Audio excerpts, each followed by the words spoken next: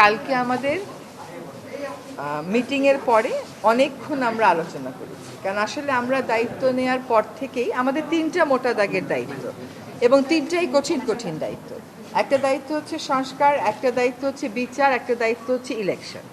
শুধুমাত্র ইলেকশন করবার জন্য তো আমরা দায়িত্বটা নিইনি, যেহেতু আরও দুটো দায়িত্ব আছে, আমরা সেগুলো আসলে পালন করতে পারছি কিনা।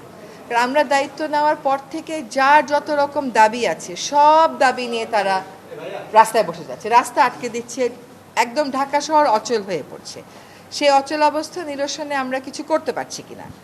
তো এইগুলো আলোচনা করে যেটা আমরা চিন্তা করলাম যে আমাদের এই দায়িত্বটা কিন্তু জাতীয় দায়িত্ব, এবং আমরা তো আগে থেকেই বলছি যে আমরা ক্ষমতা নেইনি, দায়িত্বে আছি। এই দায়িত্বটা পালন করা তখনই আমাদের পক্ষে সম্ভব হবে যখন আমরা সকলের সহযোগিতা পাবো। প্রত্যাশার বিষয়টা এক, আর দায়িত্বটা আসলে পালন করতে পারার বিষয়টা এক। প্রত্যাশা অনেকই থাকতে পারে, কিন্তু আমার তো একটা এনাবলিং এনভায়রনমেন্ট থাকতে হবে এই প্রত্যাশাটা পূরণ করার জন্য। তো আমরা চিন্তা করেছি যে আসলে আমরা পারছি কিনা।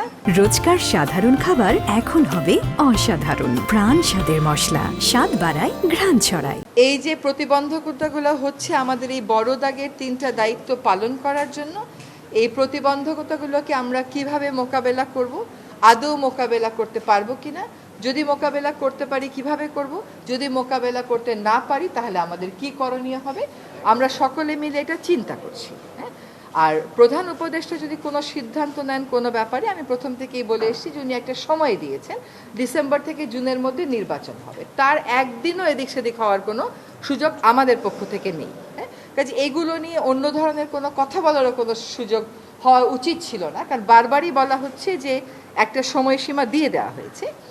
এখন কিছু কিছু গুরু দায়িত্ব তো আছে, সেগুলো পালনের সাথেও তো মাসের একটা সম্পর্ক থাকতে পারে। তো ওনার যদি কোনো কিছু বলার থাকে, আমি নির্বাচনের প্রশ্নেও বলেছি, দায়িত্ব পালনের প্রশ্নেও বলেছি, ওটা আপনারা ওনার থেকেই শুনবেন।